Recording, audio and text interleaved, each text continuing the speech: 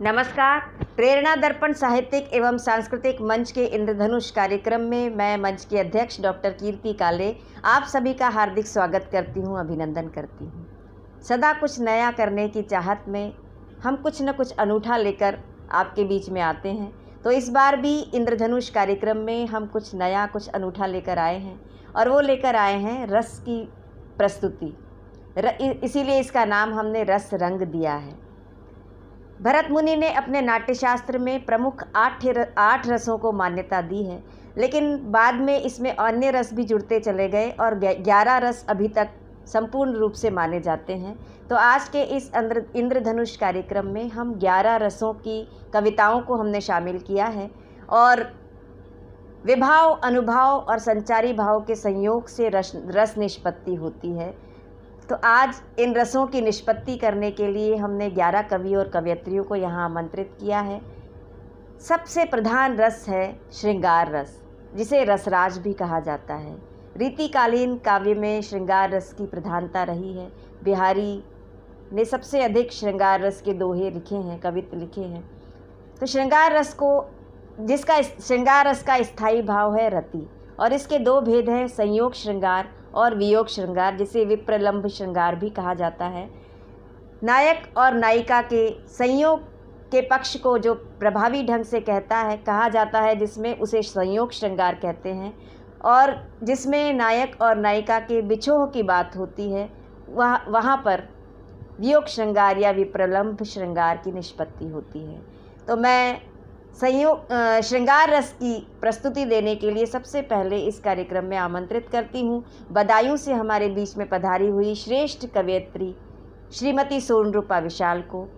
सोनरूपा विशाल जी बहुत ही श्रेष्ठ कवयित्री हैं और हमारे बड़े कवि डॉक्टर उर्मिलेश शंखधर जी की सुपुत्री हैं। देश विदेश में इनका नाम है, कई पुरस्कार, कई सम्मान इन्हें प्राप्त हैं। तो आइए सुनते हैं सोनरूपा विशाल जी से श्रृंगार रस की प्रस्तुति। जोरदार तालियों के साथ आमंत्रित कीजिएगा श्रीमती सोनरूपा विशाल। नमस्कार, मैं सोनरूपा विशाल प्रेरणा दर्पण साहित्यिक एवं सांस्कृतिक मंच के इंद्रधनुष कार्यक्रम में श्रृंगार रस का एक गीत आप सबके समक्ष प्रस्तुत कर रही हूँ। सुनिएगा। रेशम रेशम ख्वाब सजाना आया है, रेशम रेशम ख्वाब सजाना आया है, प्यार तुम्हारा जब दिल में गहराया है, रेशम रेशम ख्वाब सजाना आया है, प्यार तुम्हारा जब दिल में गहराया है, रेशम रेशम ख्वाब सजाना आया है। दुनियादारी में अब कोई सार नहीं, मन ये बातें सुनने को तैयार नहीं, प्रेम का हर पल सचमुच कितना अद्भुत है, मेरा ही मुझ पर कोई अधिकार नहीं, प्यार है कोई या कोई ये माया है, प्यार है कोई या कोई ये माया है, प्यार तुम्हारा जब दिल में गहराया है, रेशम रेशम ख्वाब सजाना आया है। पावन संकल्पों से संकल्पित होकर खुश रहती हूँ तुमसे अनुबंधित होकर, तुमको अपने मन में मैं अंकित करके और तुम्हारे मन में मैं अंकित होकर, गुमनामों में अपना नाम लिखाया है, गुमनामों में अपना नाम लिखाया है, प्यार तुम्हारा जब दिल में गहराया है, रेशम रेशम ख्वाब सजाना आया है। मरुथल से एक झील हुए हम तुम मिलकर, उस कंदील हुए हम तुम मिलकर, एक लहर पानी में ज्यों घुल जाती है, ऐसे ही तब्दील हुए हम तुम मिलकर, हर शय ने हम पर अमृत बरसाया है, हर शय ने हम पर अमृत बरसाया है, प्यार तुम्हारा जब दिल में गहराया है, रेशम रेशम ख्वाब सजाना आया है, प्यार तुम्हारा जब दिल में गहराया है। बहुत बहुत धन्यवाद। बहुत सुंदर सोनरूपा जी, आपने तो पूरे रस की निष्पत्ति कर दी, श्रृंगार भाव को यहाँ पर सबके मन में उसका उद्रेक कर दिया। बहुत बहुत धन्यवाद। किसी ने लिखा है कि जिस दुल्हन की देखभाल की, जिस दुल्हन की देखभाल की ठिठक गया हर एक बराती, जिस दुल्हन की देखभाल की ठिठक गया हर एक बराती, जिसके हाथ उठेगा घूंघट उस घायल पर क्या बीतेगी। और एक रात सपने में छूकर, वास्तविकता में नहीं केवल सपने में, कि एक रात सपने में छूकर तन मन चंदन वन कर डाला, जो हर रात छुआ जाएगा उस पागल पर क्या बीतेगी। तो श्रृंगार रस की निष्पत्ति आपने बहुत खूब की, आपको बहुत बहुत धन्यवाद। देखिए आजकल व्हाट्सएप का ज़माना है, हंसाने का काम व्हाट्सएप करने लगे हैं। एक लड़की ने लड़के को व्हाट्सएप पर मैसेज किया कि जिया बेकरार है, छाई बहार है, जल्दी आकर मिल ले वरना दूसरा तैयार है। एक मैसेज मेरे पास भी आया जिसे पढ़कर मैं बहुत हंसी, आपको सुनाती हूँ। हंसी आए तो रोकना मत, ठहाका लगाने का मन करे तो ज़ोर का ठहाका लगाना। मैसेज था कि मत ले जाना मेरा जनाजा उसकी गली से यारों, कि मत ले जाना मेरा जनाजा उसकी गली से यारों, नहीं तो उसकी माँ कहेगी कि कम वक्त मरते मरते भी एक चक्कर लगा गया। तो आप समझ गए होंगे कि अब किस रस का क्रम आने वाला है। जी हाँ, श्रृंगार रस के बाद हम चलते हैं हास्य रस की ओर। और हास्य रस एक बहुत ही अत्यंत मनोरंजक रस है और आजकल तो हर कोई हास्य रस की कविताएं सुनना पसंद करते हैं। हास्य रस का स्थायी भाव है हास, जिसमें किसी की वेशभूषा देखकर या किसी की इस तरह की परिस्थिति देखकर हास उत्पन्न होता है, तो वहाँ पर हास्य रस की निष्पत्ति होती है। और हास्य रस के बहुत अच्छे रचनाकार जो कानपुर से हमारे बीच में आए हैं, डॉक्टर कमलेश द्विवेदी जी को मैं आमंत्रित करती हूँ कि वे आएँ और इस कार्यक्रम में एक चटकीला रंग भरे अपनी हास्य रस की कविताओं के साथ जोरदार तालियों के साथ आमंत्रित कीजिएगा हास्य रस की प्रस्तुति के लिए डॉक्टर कमलेश द्विवेदी जी को। नमस्कार। प्रेरणा दर्पण साहित्यिक एवं सांस्कृतिक मंच के कार्यक्रम इंद्रधनुष के अंतर्गत मैं कानपुर से डॉक्टर कमलेश द्विवेदी अपनी एक हास्य की रचना प्रस्तुत कर रहा हूं, जिसका शीर्षक है घर बनाम चिड़ियाघर। देखें, मुझे कुत्ते ने काट खाया, मैंने घर आकर पत्नी को बताया। मुझे कुत्ते ने काट खाया, मैंने घर आकर पत्नी को बताया। वो घबरा गई, मुझे डॉक्टर के पास लिवा गई। डॉक्टर ने दवाएं दी, इंजेक्शन लगाए और पत्नी से बोले, बहन जी ध्यान रखिएगा 10 दिन तक कुत्ता न मरने पाए। बहन जी ध्यान रखिएगा 10 दिन तक कुत्ता न मरने पाए। घर आकर पत्नी बोली, देख ली अपनी इज्जत, डॉक्टर भी तुम्हें कुत्ते के बराबर नहीं गिनता है। उसे तुम्हारी नहीं कुत्ते की ज्यादा चिंता है, तुम्हारी नहीं कुत्ते की ज्यादा चिंता है। मैंने कहा, अब अगर तूने एक शब्द भी बोला तो मेरा क्रोध भड़क जाएगा, मेरे अंदर का पशु जग जाएगा। और तू तो जानती ही है, जब मेरे अंदर का पशु जगता है तो कितना विकराल रूप धारण करता है, कितना विकराल रूप धारण करता है। पत्नी बोली, जागने दो, चूहे से कौन डरता है, जागने दो, चूहे से कौन डरता है। मैंने कहा, तेरी समझ में नहीं आ रहा, तू मुझे क्या कह रही है। पहले कुत्ता कहा था, अब चूहा कह रही है। पहले कुत्ता कहा था, अब चूहा कह रही है। वो बोली, सॉरी, पर एक बात तो मानते हो, तुम मेरे इशारों पर बंदर की तरह नाचते हो, तुम मेरे इशारों पर बंदर की तरह नाचते हो। मैंने कहा, लगता है आज तेरी बुद्धि में कोई फेर है, लगता है आज तेरी बुद्धि में कोई फेर है। तेरा पति कुत्ता, चूहा या बंदर नहीं है, शेर है, शेर।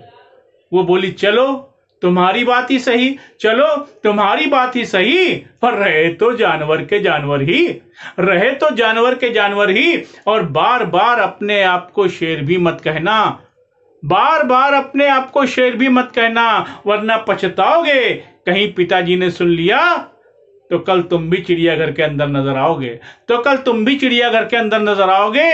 मैंने गुस्से में कहा, क्या तुम्हारे पिताजी भी वहां किसी पिंजरे के अंदर हो गए हैं? क्या तुम्हारे पिताजी भी वहां किसी पिंजरे के अंदर हो गए हैं? वो बोले नहीं, पिछले हफ्ते वो चिड़ियाघर के डायरेक्टर हो गए हैं, पिछले हफ्ते वो चिड़ियाघर के डायरेक्टर हो गए हैं। मैंने कहा मानता हूं तुम्हारी इस बात पे दम है, तुम्हारी इस बात पे दम है, पर तुम्हारे रहते हुए ये घर क्या किसी चिड़ियाघर से कम है?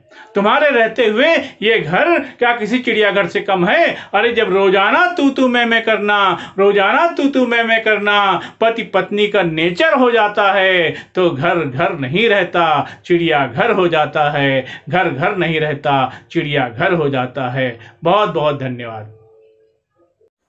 नमस्कार दोस्तों, इस अत्यंत रोचक, गरिमामय और उच्च कोटि के कार्यक्रम इंद्रधनुष में अपनी गरिमा में प्रस्तुति देने के लिए उपस्थित हैं अंतर्राष्ट्रीय स्तर की कवित्री, एक समग्र कवियत्री जिन्होंने काव्य की सभी विधाओं पर अपनी कलम चलाई है और अपनी प्रतिभा का लोहा मनवाया है। कवि समाज में उनकी पारिवारिकता और काव्य मंचों पर उनकी मिलनसारिता को मैं इस तरह रेखांकित करते हुए उनसे करुण रस की प्रस्तुति के लिए अनुरोध करूंगा। कुछ इस तरह रही वो हम भाइयों के बीच, कुछ इस तरह रही वो हम भाइयों के बीच, जैसे एक दोहा सौ चौपाइयों के बीच। आदरणीय डॉक्टर कीर्ति काले जी। नमस्कार। प्रेरणा दर्पण साहित्यिक एवं सांस्कृतिक मंच के इंद्रधनुष कार्यक्रम में मैं डॉक्टर कीर्ति काले आज एक करुण रस के गीत की प्रस्तुति दे रही हूँ। करुण रस का स्थायी भाव है शोक। जब किसी बहुत प्रिय व्यक्ति के से चिर वियोग होता है तब मन में जो शोक की उत्पत्ति होती है और उसी से करुण रस की निष्पत्ति होती है। मैं एक करुण रस का गीत प्रस्तुत कर रही हूँ, सुनिएगा। कुछ कहा भी नहीं, कुछ सुना भी नहीं, कुछ कहा भी नहीं, कुछ सुना भी नहीं, बिन कहे बिन सुने बस यूं ही चल दिए। कुछ कहा भी नहीं, कुछ सुना भी नहीं, बिन कहे बिन सुने बस यूं ही चल दिए। प्रश्न कितने हृदय में उमड़ते रहे, चल दिए उन सभी का बिना हल दिए। कुछ कहा भी नहीं, कुछ सुना भी नहीं, बिन कहे बिन सुने बस यूं ही चल दिए। दिन महीने बरस बीतते ही रहे, दिन महीने बरस बीतते ही रहे, प्रेम का एक पल किंतु बीता नहीं। खूब खुलकर परस्पर उलीचा मगर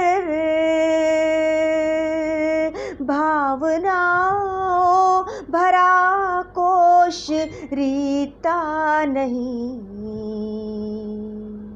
चिर मिलन के मिले दिव्य वरदान पर, चिर मिलन के मिले दिव्य वरदान पर, चिर विदाई के अभिशाप क्यों मल दिए। कुछ कहा भी नहीं, कुछ सुना भी नहीं, बिन कहे बिन सुने बस यूं ही चल दिए।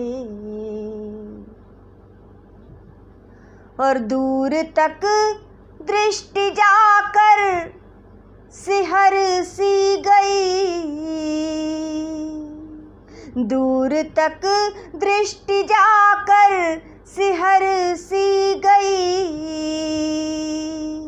देखते देखते दृश्य ओझल हुआ, और जो चहकता महकता हुआ आज था, एक चुटकी बजी और वो कल हुआ। एक दर्पण गिरा छूट कर हाथ से, एक दर्पण गिरा छूट कर हाथ से, काल ने त्योरियों पर जरा बल दिए। कुछ कहा भी नहीं, कुछ सुना भी नहीं, बिन कहे बिन सुने बस यूं ही चल दिए। प्रश्न कितने हृदय में उमड़ते रहे, चल दिए उन सभी का बिना हल दिए। और बस लिखी थी अभी पटकथा मात्र भर, बस लिखी थी अभी पटकथा मात्र भर, इस कथानक का मंचन अभी शेष था। पात्र संगीत संवाद तैयार थे, बस जरा देर पर नाट्य उन्मेष था। मध्य में ही मगर यवनिका गिर गई, मध्य में ही मगर यवनिका गिर गई, सब ठिठक से गए यूं लगा छल दिए। कुछ कहा भी नहीं, कुछ सुना भी नहीं, बिन कहे बिन सुने बस यूं ही चल दिए। प्रश्न कितने हृदय में उमड़ते रहे, चल दिए उन सभी का बिना हल दिए। कुछ कहा भी नहीं, कुछ सुना भी नहीं।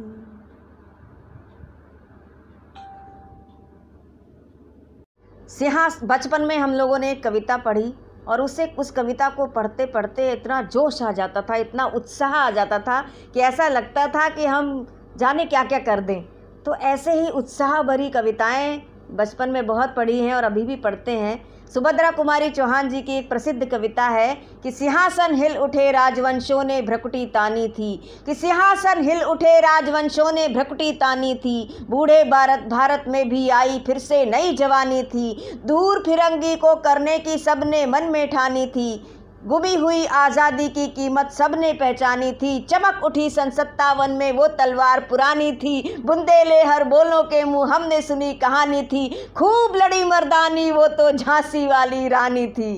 तो ये पंक्तियाँ सुनकर रोंगटे खड़े हो जाते थे और ऐसा लगता था कि मन में उत्साह और उमंग का संचार हो गया है। जी हाँ, वीर रस का स्थायी भाव ही उत्साह होता है, और वीर रस की कविता सुनकर अगर उत्साह न आए, मन में कुछ करने की उमंग न उत्पन्न हो, तो वो वीर रस नहीं होता।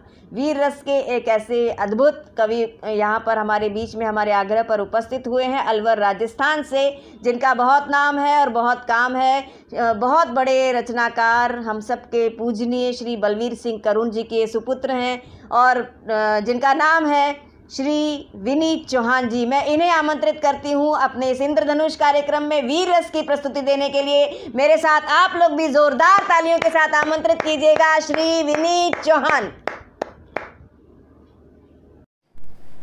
गलवान घाटी में जो कुछ चाइनीज सैनिकों ने कायरनामा हरकत की है, ये भारत के लिए कोई नया अनुभव नहीं है।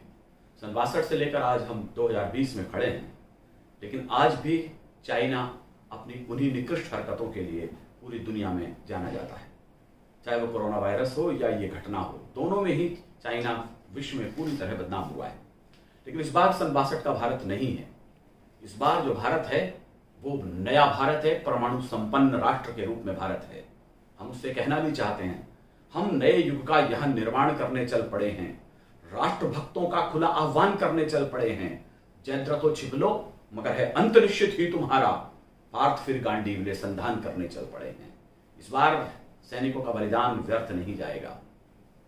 यह हिंदुस्तान है जो आस्तिकताओं के नाम पर सारे युद्ध लड़ा करता है। मैं यूं भी कहना चाहता हूं, हम समय के वक्ष में जिस पल कहो कंपन करा दें, यह भारत की आस्था बोल रही है। हम समय के वक्ष में जिस पल कहो कंपन करा दें, खोल कर त्रिनेत्र को महादेव से गर्जन करा दें। राष्ट्र की यमुना में असमय कालिया यदि आ गया तो, राष्ट्र की यमुना में असमय कालिया यदि आ गया तो, कृष्ण का आह्वान पर जिस पल कहो मर्दन करा दें। कृष्ण का आह्वान कर जिस पल कहो मर्दन करा दें, जिस पल कहो मर्दन करा दें। मैं चाइना से एक बात और कहना चाहता हूं। बुद्ध अनुयायी है वो देश और हम भी बुद्ध के अनुयायी हैं। कहीं सुना था मैंने, वो आज चाइना पर खरा उतरता है भारत की तरफ से। युद्ध के उन्माद में डूबे हुए सब लोग सुन लें, युद्ध के उन्माद में डूबे हुए सब लोग सुन लें। युद्ध भी है, बुद्ध भी है, जिसे चाहें उसे चुन लें।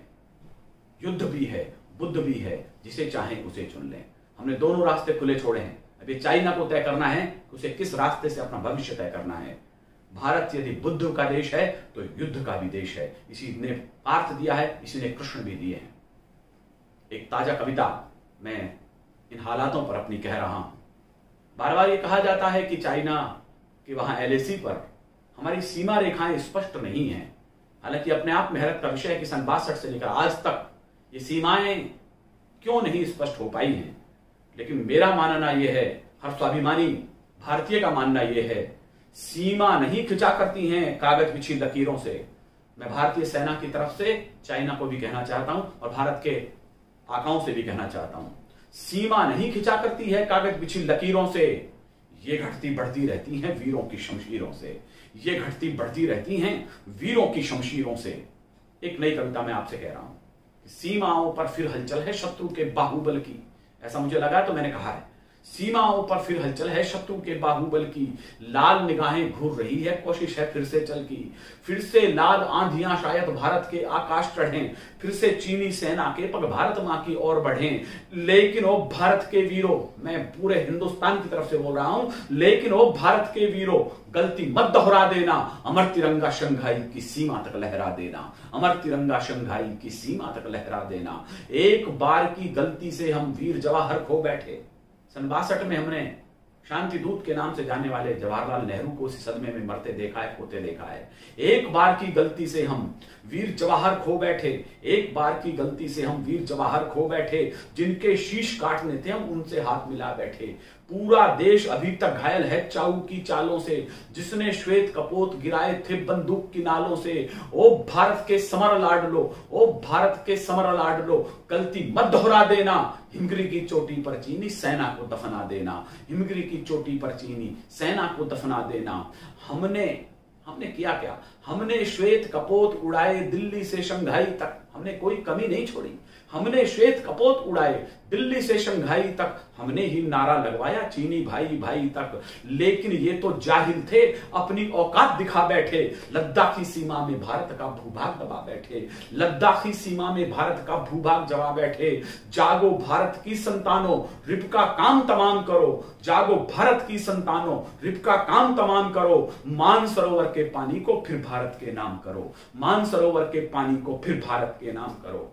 हमारे कुछ मित्र हमसे कहते हैं कि हम जितने एग्रेसिव पाकिस्तान के खिलाफ होते हैं, उतने एग्रेसिव हम चाइना के खिलाफ क्यों नहीं होते हैं। कुछ मूर्खों ने तो कार्टून तक बना दिए देश के प्रधान के कि किस तरह उनके सामने बॉडी बिल्डर है पाकिस्तान के सामने, चाइना के सामने किस तरह दुर्बल खड़ा है। ये भी एक तरह का मैं देशद्रोह कहूंगा यहाँ रह रहे हमारे कुछ मित्रों का। ये समय नहीं था इस तरह के कार्टून बनाने का। लेकिन हाँ, मैं स्वीकार करता हूं कि सन 62 में हम चाइना से हार गए थे। ये मैं स्वीकार करता हूं, मेरे पुरखे दिनकर ने स्वीकार किया है। उन्होंने कहा था, जब भी देश में विजयश्रियां प्राप्त होती हैं तो राजनीति उनकी मालाएं लेकर अपना उत्सव मनाती है, लेकिन जब कभी पराजित देश होता है तो उस पराजय को कलम स्वीकार करती है। मेरे बाबा दिनकर ने स्वीकार किया है, मैं भी उसे स्वीकार कर रहा हूं। लेकिन असली वीर रस का कवि वो है जो इस डर को अपने मुल्क से भगा दे। मैं कहना चाहता हूं, हाँ, हम भूल नहीं पाए हैं 62 वाली घातों को। इसमें कहीं कविता जैसा कुछ हो गया हो, इशारे में बोल रहा हूं। हाँ, हम भूल नहीं पाए हैं 62 वाली घातों को। ओछे कद वालों ने की थी उन ओछी औकातों को, ओछे कद वालों ने की थी उन ओछी औकातों को। जंग नहीं जीती थी तुमने, जंग नहीं जीती थी तुमने, छुरा पीठ में घोंपा था, लाल गुलाबों की खेती में नागफनी को रोपा था, लाल गुलाबों की खेती में नागफनी को रोपा था। उन जख्मों का बदला लो तुम, आंखों में अंगार भरो, इससे पहले चाल चले तुम उसका ही संहार करो, इससे पहले चाल चले तुम उसका ही संहार करो। चीन आंख मुंह, और ये मेरा प्रिय बंद है जो मैं कहना चाहता हूं, वो शायद फूला बैठा है 62 वाली घातों से, हम 100 आंसू रोए थे नेहरू के जज्बातों से। वो शायद फूला बैठा है 62 वाली घातों से, हम 100 आंसू रोए थे नेहरू के जज्बातों से। चीन आंख मूंदे बैठा है आने वाली शामत से, मैं स्वीकार कर रहा हूं हार को और एक लाइन में डर भगा रहा हूं।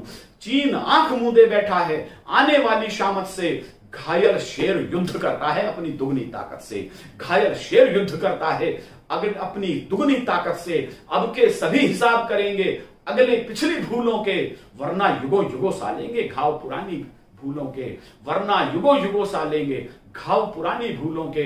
ओ भारत के समर लाडलो, गलती मत दोहरा देना, अमर तिरंगा शंघाई की सीमा तक लहरा देना, अमर तिरंगा शंघाई की सीमा तक लहरा देना। जय भारत, जय हिंदुस्तान। बहुत खूब विनीत जी, क्या उत्साह जगाया। और जिस तरह से सामयिक रचना आपने पढ़ी, चीन जिस तरह से सीमा पर धमकियां दे रहा है, हमारे सैनिकों को क्षत विक्षत कर रहा है, उनके जब उनके शव तिरंगे में लिपटकर हमारे बीच आते हैं तो कैसी अनुभूति होती है। लेकिन युद्ध के लिए ललकारती हुई ये रचना सैनिकों में एक उत्साह और देश के लोगों में एक उत्साह पैदा कर देती है। आपका बहुत बहुत धन्यवाद हमारे कार्यक्रम में आने के लिए। आइए क्रम को आगे बढ़ाती हूँ और एक ऐसे रस की ओर चलते हैं जो सच में बहुत अद्भुत है, जिसका स्थायी भाव है आश्चर्य या विस्मय, और उस रस का नाम ही अद्भुत रस है। किसी भी घटना या परिस्थिति को या व्यक्ति को देखकर हमारे मन में जब एक आश्चर्य उत्पन्न होता है और उसे पढ़कर, किसी भी कविता को पढ़कर मुंह से वाह निकलती है और एक आश्चर्य के रूप में वाह निकलती है, तो वहाँ पर अद्भुत रस की निष्पत्ति होती है। हमारे बीच हमारे कवि कुनबे के बहुत बड़े कवि और बहुत अच्छे व्यक्ति, बहुत ही बड़े व्यक्ति हमारे बीच उपस्थित हैं। ये हमारा सौभाग्य है कि डॉक्टर कुंवर बेचैन जी इंद्रधनुष कार्यक्रम में पधारे हैं। मैं उनको धन्यवाद देती हूँ और उन्हें आमंत्रित करती हूँ। उनका एक महाकाव्य है पांचाली पर, और जिसमें से उन्होंने कुछ प्रसंग निकाले होंगे, शायद संभवतः उसी में से निकाले होंगे अद्भुत रस की निष्पत्ति करने के लिए। तो मैं बड़े आदर के साथ आमंत्रित करती हूँ डॉक्टर कुंवर बेचैन जी को अद्भुत रस की प्रस्तुति देने के लिए। एक बार जोरदार तालियां बजाकर आमंत्रित कीजिएगा डॉक्टर कुंवर बेचैन जी को।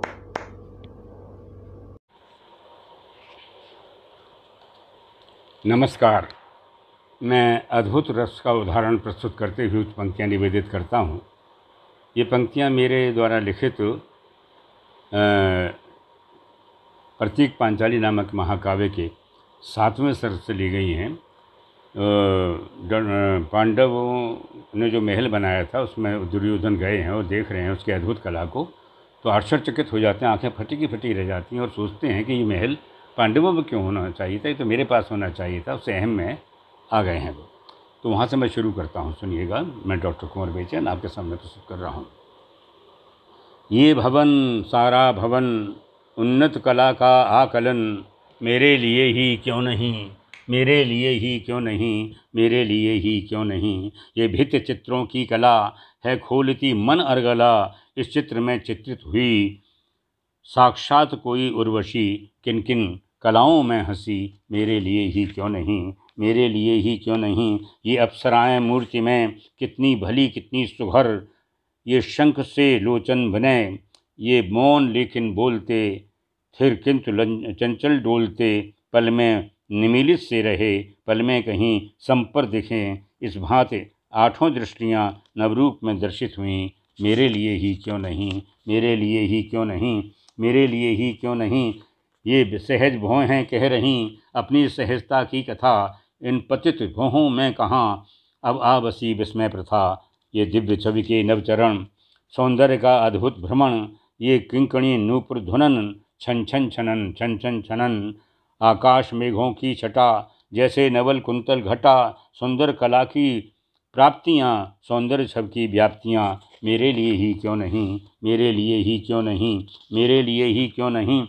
आलाप के ये न्यास स्वर किन किन दिशा में आ रहे, किस मधुरमा तक जा रहे, दे हैं ये कहाँ पिक बोलता पंचम स्वरों की कांतिले। ये शुद्ध कोमल स्वर मुखर होकर बताते हैं समय, मध्याह्न प्राया सांझ का, मेरे लिए ही क्यों नहीं, मेरे लिए ही क्यों नहीं। मध्याह्न प्राया सांझ में नवरंग बदलती भित्तियाँ, ये पूर्णिमा के रंग में भीगा हुआ पूरा भवन, प्राकृतिक वातावरण के बदलाव की सौंदर्यगत को नव्यता प्रिय बहुमुखी करती रही सबको सुखी। महकती मेघ से ये पवन का आलोक है, नवकाव्य में अनुराग का, या कल्पना के फाक का ये भवन जो सबसे अलग जादूगरी का उच्च पग, मेरे लिए ही क्यों नहीं, मेरे लिए ही क्यों नहीं। और हम सभी लोग जानते हैं कि उसी महल के अंदर एक ऐसी जगह थी जो ज़मीन दिखाई दे रही थी, लेकिन वहाँ पर पानी था जिसमें कि पाँव पड़ गया था दुर्योधन का, और तब द्रौपदी हंस उठी थी। तब इस ओर दुर्योधन अभिनव नवल प्रासाद के गुणगान में ही थे मगन, लेकिन ये वाक्य था उनके अधर पर हर समय, गर्वित भवन प्रासाद नव, मेरे लिए ही क्यों नहीं, मेरे लिए ही क्यों नहीं। इस वाक्य को ही सोचते आगे बढ़ते गए। आगे कई थी सीढ़ियाँ, इन पर चढ़े उतरे मगर देखी न आगे की डगर। आगे जहाँ मृदभूमि पर था एक प्रांगण नव धवल, जिसकी मनोरम भूमि पर कुछ बने थे स्वर्णिम कमल खिलते हुए, हंसकर गले मिलते हुए, ज्यों ही रखे दो चार डग तो डगमगाए बढ़े पग तरल जल में जा पड़े। धृतराष्ट्र के प्रिय पुत्र के जो ठाव लगती थी धरा, वो था सरोवर जल भरा, जादू भरा जो भ्रांति देता भूमि की। निर्द्वंद जो घूमे फिरे जा इस सरोवर में गिरे, भट्ट और दुर्योधन सबल गिरते हुए देखा उन्हें, तो हंस पड़ी कृष्णा, तुरंत रुक ही न पाई थी हंसी। हंसती रही। अद्भुत महल की कांति को लेकर हृदय के नीड़ में हंसती रही। अद्भुत। बहुत ही आपने जिस तरह से जिस प्रसंग को उठाया है डॉक्टर साहब, हम लोग बस वाह वाह कहकर रह जाते हैं।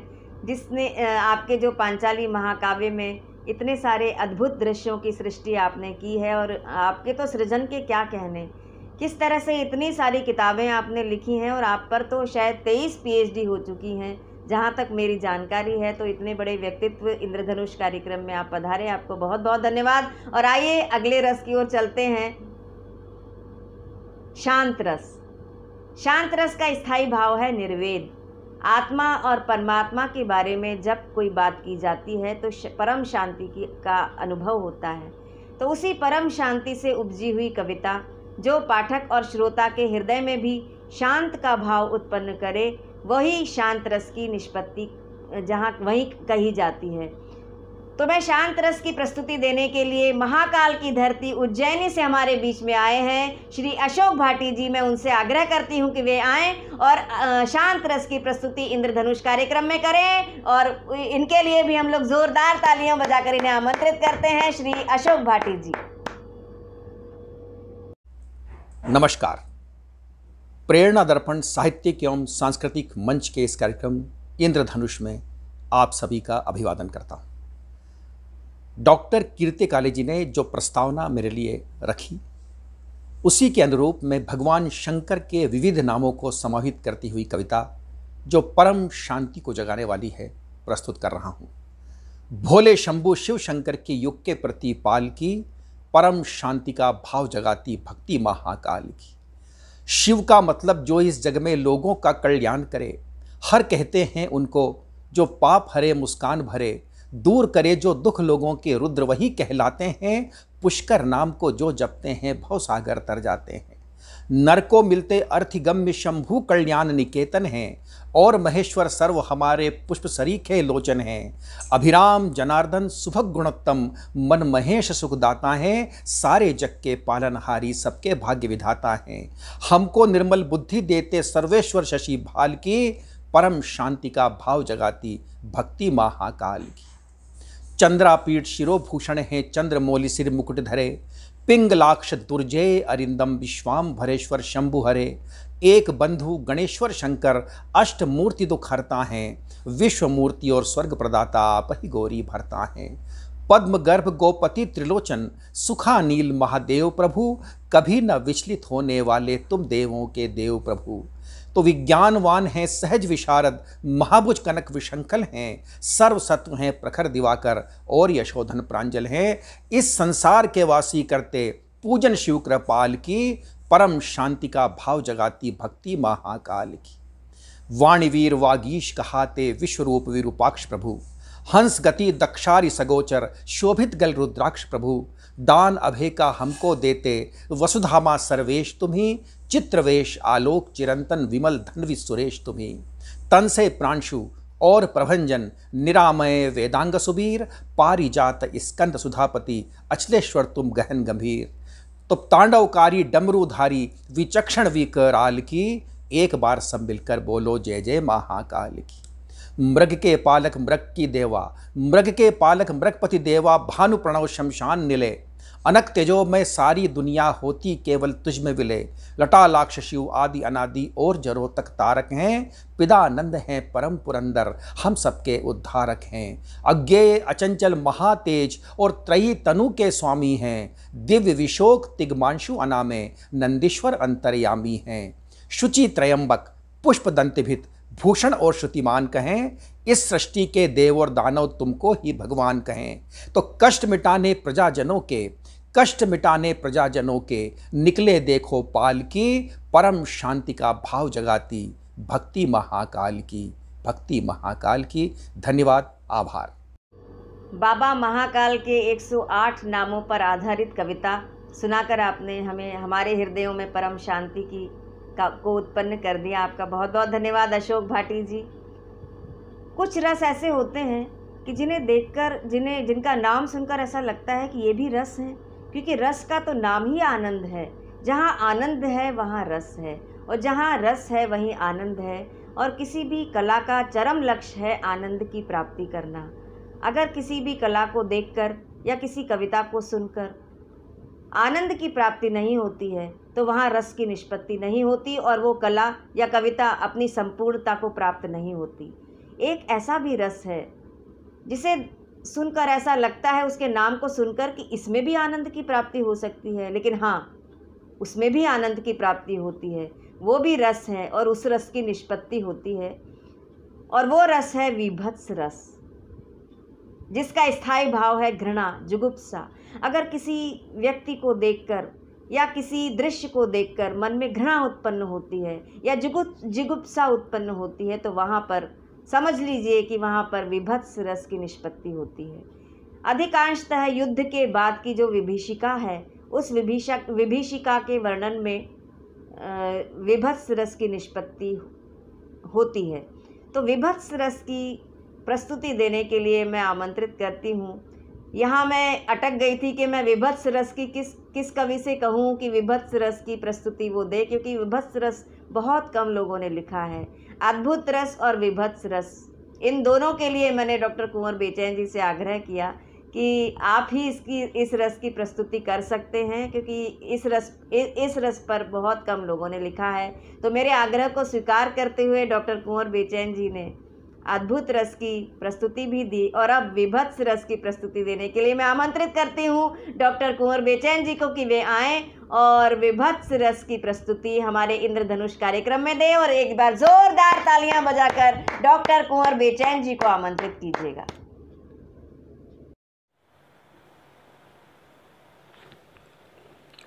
नमस्कार। प्रेरणा दर्पण साहित्यिक एवं सांस्कृतिक मंच के इंद्रधनुष कार्यक्रम में मैं डॉक्टर कुंवर बेचैन एक कुछ पंक्तियाँ निवेदित कर रहा हूँ जो बीभत्स रस में है। हमारे साहित्य में जो नवरस माने गए हैं उनमें बीभत्स रस का ही बड़ा महत्व है। मैंने अपने महाकाव्य प्रतीक पांचाली के 14वें सर्ग, जो कि जिसमें युद्ध का आत्मकथ्य है, आगे महाभारत होने वाला है तो युद्ध अपने बारे में बताता है, अपनी विभीषिका के बारे में बताता है, उसी में इसका जो आत्मवक्तव्य है उसी को प्रस्तुत कर रहा हूँ। मैं युद्ध मुझे जिस दिन से जन्म मिला है, मैं युद्ध मुझे जिस दिन से जन्म मिला है, सारे जग में हलचल सी मचा रहा हूँ। है चिता धूम्र मेरी आँखों का काजल, उत्तप्त रक्त की मेहंदी रचा रहा हूँ। है मुंडमाल मेरी ग्रीवा की शोभा, करधनी अंगुलियों वाली पहन रहा हूँ। मैं जीवन के उज्ज्वल शश के मुखड़े को केवल अंधा अंधियारा ग्रहण रहा हूँ।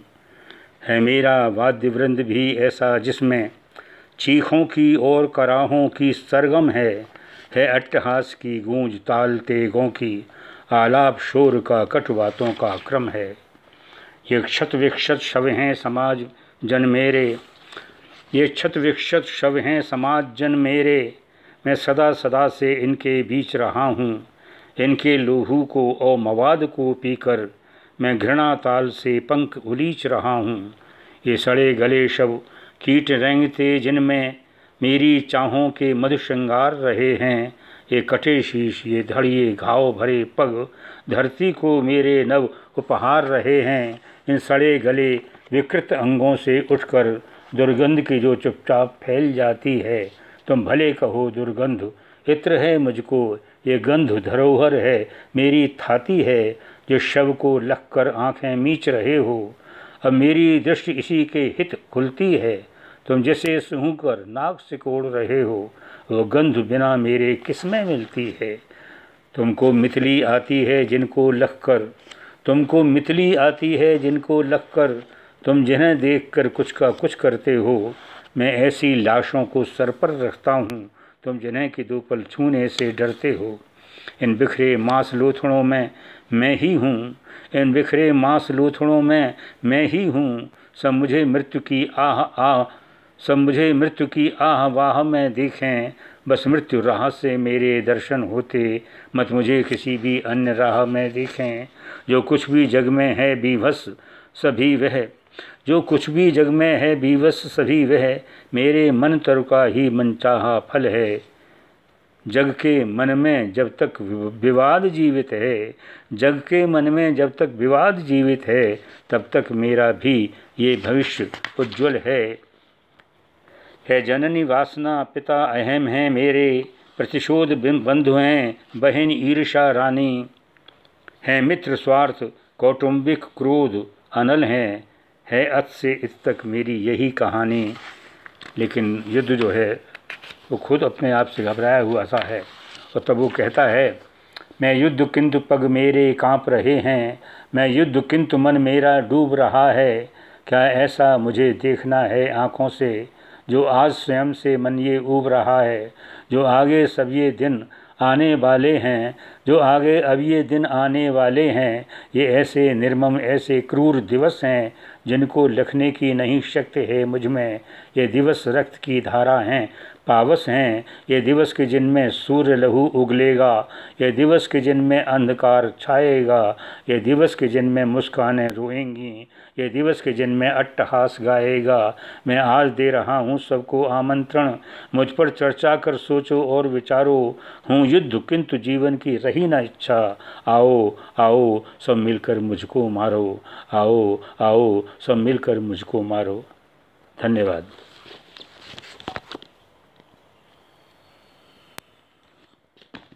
सच में डॉक्टर साहब, आपका प्रसंग सुनकर, आपकी पंक्तियां सुनकर मन में घृणा उत्पन्न हो गई।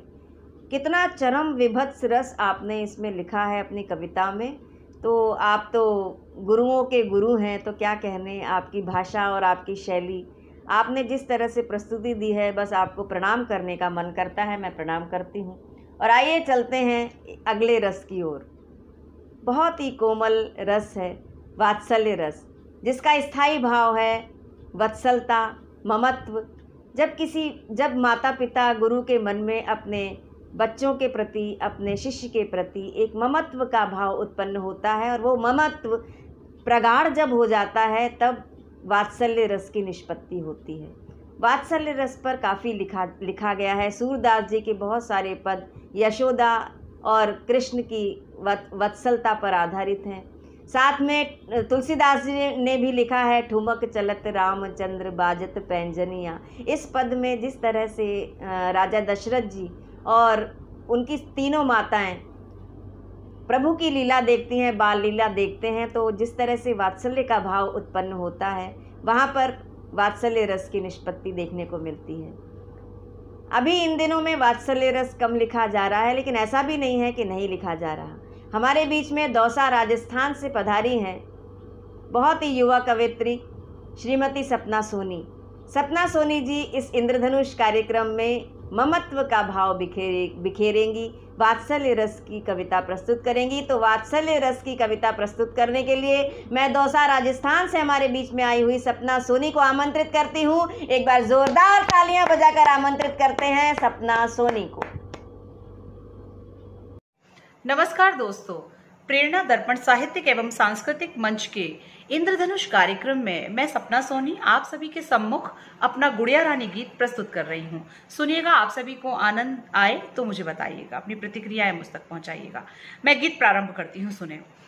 मेरी गुड़िया रानी अब तो हुई सयानी, मेरी गुड़िया रानी अब तो हुई सयानी, मेरी गुड़िया रानी दिन भर जो करती फिरती थी नई नई शैतानी, मेरी गुड़िया रानी अब तो हुई सयानी, मेरी गुड़िया रानी। मैं जब खाना लाती थी इधर उधर छुप जाती थी, आंख बचाकर दूध मलाई झटपट चट कर जाती थी, पकड़े जाने पर हंसती थी शैतानों की नानी, मेरी गुड़िया रानी अब तो हुई सयानी, मेरी गुड़िया रानी। और क्या करती थी मेरी गुड़िया रानी, मैं पंक्तियां निवेदित करती हूँ, सुने। रोज सवेरे आकर मुझसे 2 चोटी बनवाती थी, दोनों चोटी पकड़ हाथ में गाकर नाच दिखाती थी, भूल नहीं पाती हूँ अब भी वो हरकत बचकानी, मेरी गुड़िया रानी अब तो हुई सयानी, मेरी गुड़िया रानी। पहन के चश्मा दादाजी का सब पर रौब जमाती थी, दादी जी की छड़ी उठाकर घर भर को धमकाती थी, उसकी बड़ी बड़ी बातों पर होती थी हैरानी, मेरी गुड़िया रानी अब तो हुई सयानी, मेरी गुड़िया रानी। पढ़ने में होशियार बहुत थी, अव्वल नंबर लाती थी, टीचर बनकर बच्चों को वो ABC सिखलाती थी, कहाँ कहाँ तक बतलाऊं मैं उसकी राम कहानी, मेरी गुड़िया रानी अब तो हुई सयानी, मेरी गुड़िया रानी। और श्रोताओं, मुझे लगता है कि प्रत्येक माँ का एक दर्द भरा पल, एक पीड़ादायक पल उसकी बेटी का विदा हो जाना। जब उसकी बेटी उसे छोड़कर चली जाती है, पराए घर चली जाती है, तो वो माँ के हृदय को बड़ा दुख पहुंचा कर जाती है। माँ उसके ख्यालों में खोई रहती है। मैं पंक्तियां निवेदित करती हूँ, आप लोग सुनिएगा। कि मैं कहना चाहती हूँ कि आया राजकुमार के उसके साथ में गुड़िया चली गई, आया राजकुमार के उसके साथ में गुड़िया चली गई, प्यार लुटाने वाली ममता आज देख लो छली गई, याद करूं तो भर भर आता, याद करूं तो भर भर आता इन आंखों में पानी, मेरी गुड़िया रानी अब तो हुई सयानी, मेरी गुड़िया रानी। दिन भर जो करती फिरती थी नई नई शैतानी, मेरी गुड़िया रानी। बहुत आभार आप सभी का। बहुत अच्छा सपना, अपनी बेटी के लिए आपने जो गीत लिखा है वास्तव में मन में ममत्व उत्पन्न कर देता है। कितना अच्छा संबंध है ना बच्चे का और माता पिता का। ये भी एक बहुत बड़ा रस है, वात्सल्य रस। वात्सल्य रस के बाद सीधे हम एक ऐसे डरावने रस की ओर चलते हैं जिसका स्थायी भाव ही भय है। जब किसी व्यक्ति को, किसी परिस्थिति को, किसी दृश्य को देखकर मन में भय उत्पन्न होता है तो उससे भी एक आनंद की सृष्टि होती है। देखिए कैसी खोज की गई है हमारे ऋषि मुनियों ने। भरत मुनि ने अपने नाट्यशास्त्र में भयानक रस को बहुत प्रमुखता से लिखा है और भयानक रस की कविता को प्रस्तुत करने के लिए ये भी एक ऐसा रस था जिसके ऊपर मुझे बहुत शोध करनी पड़ी। और शोध करने के बाद भोपाल के जो बड़े सुनामधन्य भोपाल में रहने वाले कवि हैं, जो पुलिस अधिकारी भी हैं, मैंने उनसे आग्रह किया कि श्री मदन मोहन समर जी, उनसे मैंने आग्रह किया कि आप भयानक रस की कविता सुनाइए हमारे इंद्रधनुष कार्यक्रम में, क्योंकि आप पुलिस विभाग में हैं और आपने कई सारे ऐसे दृश्य देखे होंगे जो भय उत्पन्न करते हैं। तो मेरे कहने पर उन्होंने इंद्रधनुष कार्यक्रम के लिए विशेष रूप से भयानक रस की एक कविता लिखी। मैं उन्हें बहुत बहुत धन्यवाद देती हूँ और काव्य पाठ के लिए आमंत्रित करती हूँ भयानक रस की प्रस्तुति देने के लिए भोपाल से हमारे बीच में आए हुए सुनाम धन्य रचनाकार श्री मदन मोहन समर जी को एक बार जोरदार तालियां बजाकर आमंत्रित करते हैं। श्री मदन मोहन समर जी को। भयानक रस की यह कविता आपके समक्ष प्रस्तुत है। उल्टा पत्थर और आषाढ़ी अमावस। जो बीती वही जुबानी है, सिहरन से भरी कहानी है। तब और भयानक क्या होगा, फिर और अचानक क्या होगा। वह कभी बहुत आबाद रहा, अब समय पीठ पर लाद रहा। दीवारों पर पीपल तने हुए, इमली के पत्ते घने हुए, इमली के पत्ते घने हुए। लोमड़ सियार का वह उद्यान था, कब्र बिज्जुओं का घमासान। किस्सा ये बड़ा चलन में था, दहशत भर देता बदन में था। किस्सा ये बड़ा चलन में था, दहशत भर देता बदन में था।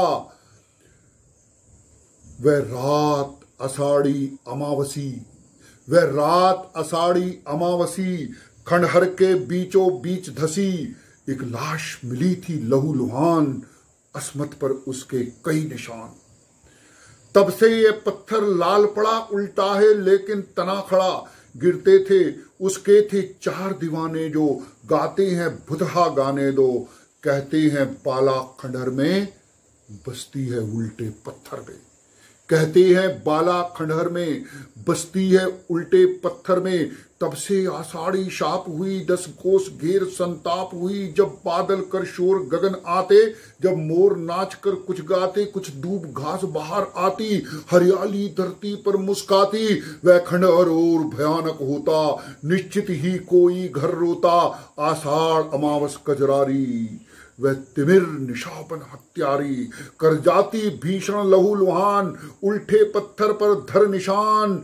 एकम की आती भोर, वहां करती थी क्रंदन शोर। वहां मिलती थी लाश कटी पटी, उल्टे पत्थर से रखी सटी।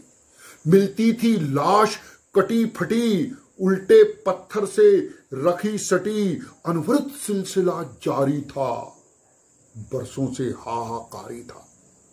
था नया दरोगा थाने का चर्चंस, था नया दरोगा थाने का चर्चा। सुन आषाढ़ी आने का था निकट, अमावस का आंचल उसका भी मन गया मचल। था उस पर जोश जवानी का, अपने वर्दी की पानी का।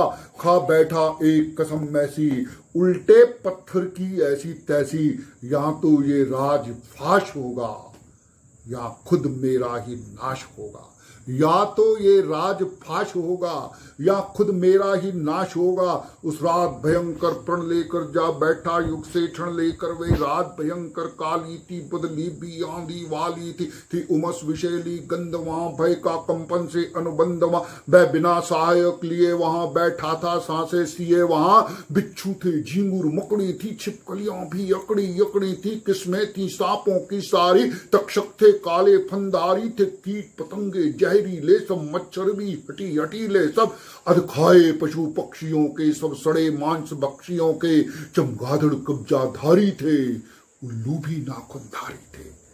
मौसम था मध्य अषाढ़ी, वह ऊपर से खड़ी पहाड़ी, वह नीचे वह उल्टा पत्थर था, ऊपर एक टूटा छप्पर था, उधड़ी उधड़ी थी वहां ईंट, बैठा वह उसको बना सीट, भय को बाहर छोड़ा था उसने, दुस्साहस ओढ़ा था, आहट का स्वर जब आता था वह हनुमत चालीसा गाता था, बिल्ली थी कूदी एक उछल, पिस्तौल जेब से गई निकल, भूतों पर उस रोज यकीन हुआ, मन से झगड़ा संगीन हुआ, मन बोला निश्चित होते हैं इस खंडहर में, या रोते हैं लाशें हैं 5 मिली यहाँ, अध चली कटी कुछली यहाँ, उनकी रूहों का आवाज सही, मन का भटका विश्वास यही, मन का भटका विश्वास यही।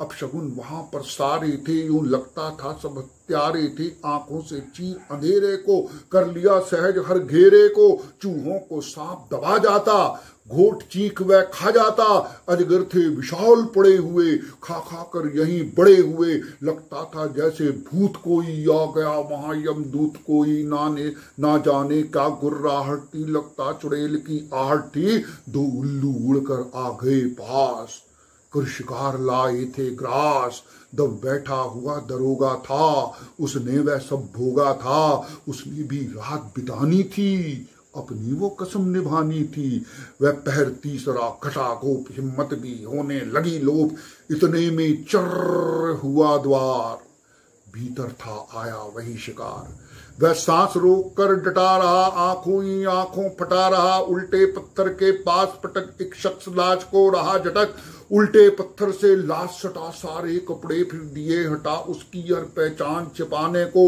डाला था तेल जलाने को, यह देख दरोगा फौचक था, घट गया सभी कुछ औचक था, घट गया सभी कुछ औचक था, अब उसके साहस की बारी थी, सम्मुख वह हत्यारी थी, उसने अब अवसर तोल लिए, फिर कूद गया पिस्तौल लिए, ना थी आशा हत्यारी को, उसकी निर्भय तैयारी को, वह बाला वही कुमारी थी, कितने सालों से हत्यारी थी, वह नहीं चुड़ैल भूत प्रेत, वह वर्तमान की अग्रदूत, वह नहीं चुड़ैल या प्रेत भूत, वह वर्तमान की अग्रदूत, उसकी बदले की कथा यही, मन की थी पीड़ा व्यथा यही, उसने ना माधव को टेरा था, कहती थी बदला ये मेरा था, बस अंतिम था ये एक दुष्ट, उसका अब हुआ लक्ष्य पुष्ट, वह संतुष्ट कड़ी खामोश, वहां पाया था यौवन पर दाग, जहां जीने मरने का संताप नहीं, जो किया बताती पाप नहीं, जो किया बताती पाप नहीं, खंडहर तो वहीं खड़ा अभी, जाता ना कोई उधर कभी, हो गए दशक बिन रक्त सने, किससे फिर और कई बने, साहस है अथवा नादानी है, जो भी है एक कहानी है, निश्चित वह रात भयंकर थी, यूं लगा। जी आपने तो डरा ही दिया, वास्तव में जिस तरह से चर्र करके दरवाज़ा आपने खुलवाया अपनी कविता में, तो मन तो भयाक्रांत हो गया, ऐसा लगने लगा कि पता नहीं कहाँ कहाँ से भूत प्रेत आकर यहाँ पर इकट्ठे हो गए हैं, लेकिन वास्तव में रस की निष्पत्ति हुई और भयानक रस की बहुत अद्भुत प्रस्तुति आपने इस इंद्रधनुष कार्यक्रम में दी और हमारे बीच में पधारे और मेरे विशेष आग्रह पर आपने कविता लिखी, इसके लिए मैं आपको बहुत बहुत धन्यवाद देती हूँ। अब इसके बाद एक ऐसे रस की ओर चलते हैं जो मन में बहुत बहुत बहुत शांति उत्पन्न करता है। जब ईश्वर के प्रति अनुराग और रति की बात की जाती है तो वहाँ पर भक्ति रस उत्पन्न होता है। मीरा जी के गीत तो और पद भक्ति रस में पगे हुए हैं। हेरी मैं तो प्रेम दीवानी, मेरो दर्द र जाने को, हेरी मैं तो प्रेम दीवानी। देखिए कितना अच्छा लगा ना। तो इसी तरह से ईश्वर की भक्ति पर, ईश्वर के साथ प्रेम करती हुई जो रचनाएं होती हैं वो भक्ति रस के अंतर्गत आती हैं। तो भक्ति रस की प्रस्तुति देने के लिए मैं आमंत्रित कर रही हूँ बहुत अच्छे गीतकार, सुमधुर कंठ के धनी जो किसनी मैनपुरी से हमारे बीच में पधारे हैं और जिनकी अभी एक पुस्तक, कई पुस्तकें आ चुकी हैं लेकिन एक पुस्तक इन्होंने जिसमें मुक्तक और छंद ही हैं। तो मैंने इनसे आग्रह किया कि कुछ छंद आप आग्रह कर रही हूँ कि आप कुछ छंद यहाँ पर प्रस्तुत करें। मेरे आग्रह को आप स्वीकार करेंगे तो अच्छा लगेगा। किसनी मैनपुरी से हमारे बीच में आए हैं श्री बलराम श्रीवास्तव जी, मैं उनसे आग्रह करती हूँ कि आए और भक्ति रस की प्रस्तुति से इस इंद्रधनुष कार्यक्रम को बहुत पवित्र बना दें। आइए बलराम श्रीवास्तव जी। भरत के नैन जब राम ने निहारे तब, भरत के नैन जब राम ने निहारे तब, राम के दृगों से जलधार झरने लगी। भरत के नैन जब राम ने निहारे तब, राम के दृगों से जलधार झरने लगी। आंसुओं की धार देख जानकी विदीर्ण हुई, आंसुओं की धार देख जानकी विदीर्ण हुई। जानकी को देख वसुधा भी हिलने लगी, जानकी को देख वसुधा भी हिलने लगी। डूबते लखन पश्चाताप रूपी सागर में, डूबते लखन पश्चाताप रूपी सागर में, देख के भरत आत्मायु कहने लगी, देख के भरत आत्मायु कहने लगी। रघुनाथ कृपा निधान घर लौट चलो, रोते रोते अश्रु सरिता सी बहने लगी। रघुनाथ कृपा निधान घर लौट चलो, रोते रोते अश्रु सरिता सी बहने लगी। और एक छंद और देखिएगा। विश्व के शोक विमुक्त की खातिर, छाया के छत्र को छाना पड़ेगा। विश्व के शोक विमुक्ति की खातिर, छाया के छत्र को छाना पड़ेगा।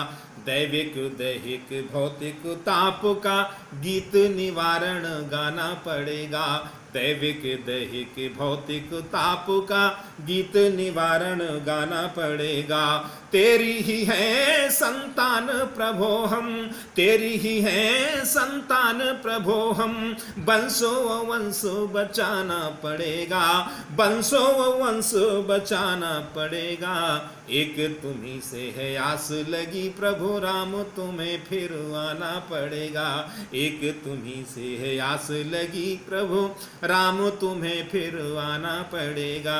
एक सबिया और देता हूँ कि राम के नाम की छाँव अनंत है, राम के नाम को राम ही जाने। राम के नाम की छाँव अनंत है, राम के नाम को राम ही जाने। मानव हैं हम केवल राम जी, राम के धाम को राम ही जाने। मानव हैं हम केवल राम जी, राम के धाम को राम ही जाने। लीला तुम्हारी अनंत प्रभो, लीला तुम्हारी अनंत प्रभो, और राम के काम को राम ही जाने, राम के काम को राम ही जाने। सौंप दिया सब हाथ तेरे, अब राम के राम को राम ही जाने। सौंप दिया सब हाथ तेरे, अब राम के काम को राम ही जाने, राम के काम को राम। बहुत अच्छा बलराम जी, आपने किस तरह से एक परम शांति का अनुभव कराया है अपने भक्ति रस की कविता के और छंदों के माध्यम से। और आपके छंदों में जो प्रवाह है, जो भाव है, वो तो काबिले तारीफ़ है। जितनी भी प्रशंसा की जाए वो कम है। आप यहाँ उपस्थित हुए, आपको बहुत बहुत धन्यवाद देती हूँ। और अब चलिए एक ऐसे रस की ओर चलते हैं जिसकी कल्पना से भी ऐसा लगता है कि ये भी रस है, लेकिन हाँ, जिस तरह से भयानक रस को हम मानते नहीं हैं कि ये भी रस हो सकता है, लेकिन रोलर कोस्टर में जाते हैं, उसमें भी भय उत्पन्न होता है, लेकिन फिर भी जाते हैं क्योंकि उसमें आनंद आता है।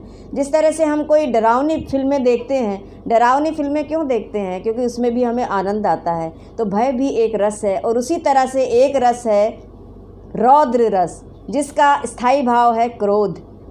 जब किसी व्यक्ति को देखकर, दृश्य को देखकर, किसी घटना को देखकर क्रोध उत्पन्न होता है हृदय में, और इतना प्रबल क्रोध उत्पन्न होता है कि उससे रस की निष्पत्ति होती है। और जिस रस की निष्पत्ति होती है उसका नाम दिया गया है रौद्र रस। और रौद्र रस की प्रस्तुति देने के लिए बहुत ही समर्थ रचनाकार, जो कि गुलावटी उत्तर प्रदेश से हमारे बीच में आए हैं, श्री अर्जुन सिसोदिया जी से मैं आग्रह करती हूँ कि वे आएँ और रौद्र रस की प्रस्तुति कविता के माध्यम से हमारे इंद्रधनुष कार्यक्रम में दें। आइए श्री अर्जुन सिसोदिया जी का हम लोग स्वागत करते हैं। नमस्कार। प्रेरणा दर्पण साहित्यिक सांस्कृतिक मंच के इंद्रधनुष कार्यक्रम में मैं अर्जुन सिसोदिया रौद्र रस की प्रस्तुति कर रहा हूं। भूमंडल कांप गया पल में कपि ने वन बाग उजाड़ दिया। भूमंडल कांप गया पल में कपि ने वन बाग उजाड़ दिया। वह क्रोध गया बढ़ता इतना जड़ से हर वृक्ष उखाड़ दिया। जिसने भी प्रहार किया उसको हनुमान ने बीच से फाड़ दिया। जो दानव हाथ लगा कपि के वह जीवित भूमि में गाड़ दिया। जो दानव हाथ लगा कपि के वह जीवित भूमि में गाड़ दिया। जब पूंछ में तेज उठी लपटे, जब पूंछ में तेज उठी लपटे, नभ बीच छलांग भरी कपि ने। धरती धदकी नभ भी धदका, हर अंक में आग धरी कपि ने। धरती धदकी नभ भी धदका, हर अंक में आग धरी कपि ने। उस ओर न शेष रहा कुछ भी, उस ओर न शेष बचा कुछ भी। जिस ओर भी पूंछ करी कपि ने, कुछ देर में फूंक के राख करी वह स्वर्णमयी नगरी कपि ने। कुछ देर में फूंक के राख करी वह स्वर्णमयी नगरी कपि ने। लक्ष्मण परशुराम संवाद से कुछ छंद सुने और परशुराम का परिचय। वह शक्ति पुंज अंशावतार प्रण की निज आनु अखंड लिए। वह शक्ति पुंज अंशावतार प्रण की निज आनु अखंड लिए। दिनकर सम प्रखर प्रभा मंडल दिगदाहक तेज प्रचंड लिए। भूतल अंबर सब डोल गए जब बढ़े परशु भुज दंड लिए। और धड़ से वह शीश गिरे कटकर जो पाप अनीति घमंड लिए। धड़ से वह शीश गिरे कटकर जो पाप अनीति घमंड हुए घमंड लिए। शिवचाप हुआ जब भंग सुनो तप टूट गया भृगुनंदन का। शिवचाप हुआ जब भंग सुनो तप टूट गया भृगुनंदन का। वह नाद हुआ नभ में इतना सुख लूट गया भृगुनंदन का। हो गई कुटिल भौहें धीरज सब छूट गया भृगुनंदन का। जो शांत पड़ा था क्रोधानल वह फूट गया भृगुनंदन का। जो शांत पड़ा था क्रोधानल वह फूट गया भृगुनंदन का। कंपित तन लोहित नयन लिए, कंपित तन लोहित नयन लिए, कंपित तन लोहित नयन लिए। धनु थामे शौर्य विभा पहुंचे। विद्युत गति से जो गरुड़ कोई नव ब्याल झुंड में जा पहुंचे। जैसे बसंत के बाद ग्रीष्म, जैसे बसंत के बाद ग्रीष्म दिगदाहक दिन करवा पहुंचे। परसे को थामे परशुराम मन की गति से मिथिला पहुंचे। परसे को थामे परशुराम मन की गति से मिथिला पहुंचे। शिवचाप को भंग किया जिसने, शिवचाप को भंग किया जिसने, यमलोक उसे पहुंचा दूंगा। मिथिलेश्वर नाम बता उसका वरना भूतल दहला दूंगा। मृत्यु की गोद सुला सबको, मिथिला को धूल मिला दूंगा। कर दूंगा सब कुछ उलट पुलट, सारा ब्रह्मांड हिला दूंगा। कर दूंगा सब कुछ उलट पुलट, सारा ब्रह्मांड हिला दूंगा। जो आज कह रहा हूं जगने अब तक वो नहीं कही होगी। जो आज कह रहा हूं जगने अब तक वह नहीं कही होगी। इस फरसे से चहु और सुनो शोणित की धार बही होगी। लक्ष्मण ने जो बोली किंचित भाषा वह सहन नहीं होगी। क्षत्रिय वंश से मुक्त सुनो फिर से संपूर्ण मही होगी। क्षत्रिय वंश से मुक्त सुनो फिर से अब पूर्ण मही होगी। फिर से अब पूर्ण मही होगी। धन्यवाद, प्रणाम। आपके रौद्र रस की प्रस्तुति देखकर तो सचमुच में क्रोध उत्पन्न होने लगा। इस तरह से आपने प्रस्तुति भी बहुत अच्छी दी और रचना भी आपकी बहुत अच्छी थी। बहुत बहुत धन्यवाद श्री अर्जुन सिसोदिया जी। हमारे बीच इंद्रधनुष कार्यक्रम में आज उपस्थित थे डॉक्टर कुंवर बेचैन जी, श्री विनीत चौहान, श्री मदन मोहन समर, श्री अर्जुन सिसोदिया, श्रीमती सोनरूपा विशाल, श्री बलराम श्रीवास्तव, श्रीमती सपना सोनी, श्री अशोक भाटी, श्री कमलेश द्विवेदी।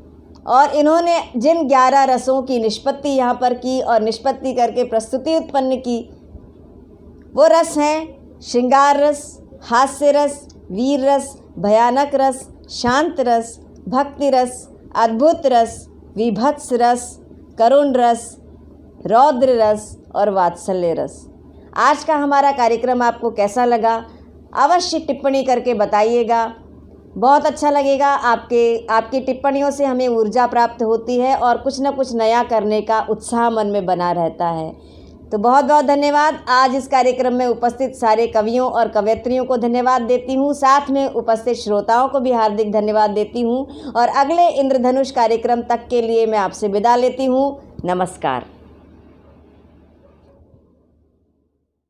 चंद्रा हॉस्पिटल विश्व की सभी आधुनिक और बुनियादी सुविधाओं से परिपूर्ण एक world class multi specialty hospital, Mahavir enclave Palam डावडी रोड पर स्थित साउथ वेस्ट दिल्ली का एकमात्र मल्टी स्पेशलिटी हॉस्पिटल, जहां 24 घंटे आपकी सेवा में उपलब्ध हैं वेल क्वालिफाइड डॉक्टर्स और हेल्पिंग स्टाफ। डॉक्टर CM भगत द्वारा स्थापित भगत चंद्रा हॉस्पिटल आपकी सेहत का ख्याल रखना ही इसकी प्राथमिकता है, वो भी अफोर्डेबल।